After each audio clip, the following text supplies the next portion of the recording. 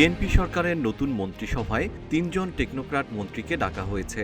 জানা গেছে তাদের মধ্যে ২ জন পূর্ণমন্ত্রী এবং ১ জন প্রতিমন্ত্রী হিসেবে দায়িত্ব নেবেন। এ নিয়ে জনমনে প্রশ্ন উঠেছে, টেকনোক্র্যাট মন্ত্রী আসলে কি এবং কেন তাদের নিয়োগ দেয়া হয়।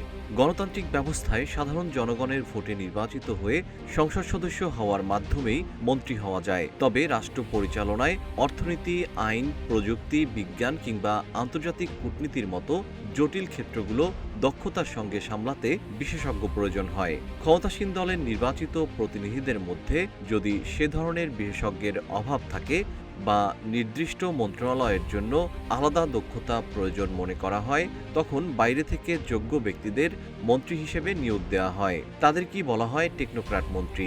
সুযোগ সুবিধার দিক থেকে তারা অন্যান্য মন্ত্রীদের মতোই সুবিধা ভোগ করেন।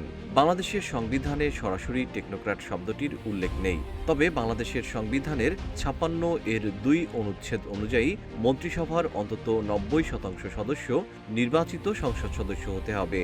বাকি ১০% সদস্য সরকার প্রধান সংসদের বাইরে থেকে নিয়োগ দিতে পারেন।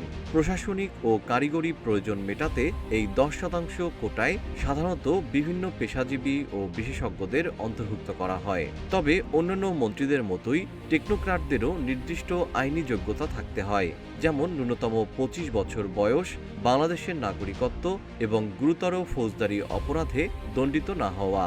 কিন্তু তাদের একটি সীমাবদ্ধতাও রয়েছে।